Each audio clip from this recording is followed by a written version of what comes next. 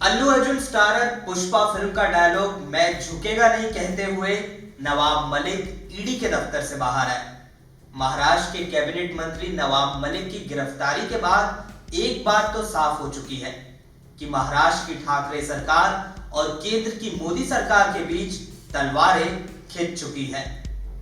महाराष्ट्र के cabinet minister और NCP नेता नवाब मलिक की मनी लॉन्ड्रिंग केस में गिरफ्तारी के बाद ऐसा लग रहा है जैसे महाराष्ट्र की राजनीति में भूचाल आ गया हो। करीब 8 घंटे की पूछताछ के बाद प्रवर्तन निदेशालय ने नवाब मलिक को मुंबई में गिरफ्तार कर लिया। बीजेपी नेता और महाराष्ट्र के पूर्व मुख्यमंत्री देवेंद्र फडणवीस ने नवाब मलिक पर आरोप लगाया था कि उन्होंने कुर्ला में एक जमीन कई साल पहले कौड़ियों के दाम पर खरीदी थी। महाराष्ट्र सरकार में कैबिनेट मंत्री नवाब मलिक को ईडी बुधवार सुबह उनके घर से अपने दफ्तर ले आई थी। अब मलिक की गिरफ्तारी के बाद बीजेपी उनका इस्तीफा मांग रही है। अब इस गिरफ्तारी के बाद उन्होंने इस्तीफा देना चाहिए। यह महाराष्ट्र की परंपरा है।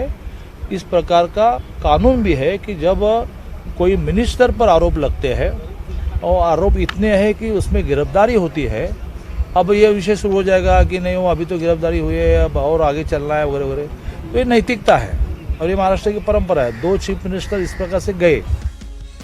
नवाब मलिक को गिरफ्तार किए जाने पर समाजवादी पार्टी के अध्यक्ष अखिलेश यादव ने कहा कि बीजेपी जब भी घबराती है केंद्रीय एजेंसियों को आगे करती है। वहीं मलिक की गिरफ्तारी के बाद एनसीपी नेता माजिद मेमन ने कहा कि नवाब मलिक को ईडी ने बुलाया था, इसलिए वह उसके दफ्तर गए थे। मेमन ने आरोप लगाया कि महाराष्ट्र में सरकार गिराने की कोशिश की जा रही है।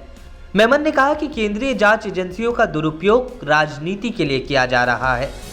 वहीं ईडी की कार्रवाई पर सवाल खड़े करते हुए शिवसेना सांसद प्रियंका चतुर्वेदी ने ईडी को बीजेपी का विस्तारित विभाग बता डाला। प्रियंका चतुर्वेदी ने कहा कि ED, income tax, NCB, CBI, Pakistan Dawood सभी बीजेपी के प्रचार के टूल है जो समय समय पर भाजपा के अनुरूप कहानी गढ़ने में मदद करने के लिए तैनात किए जाते हैं।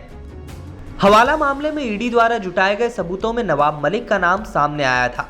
नवंबर 2021 में महाराष्ट्र के पूर्व मुख्यमंत्री देवेंद्र फडणवीस ने कहा था कि नवाब मलिक ने मुंबई में दाऊद के करीबियों से जमीन खरीदी थी। इसमें एक मुंबई बम धमाकों में भी शामिल था।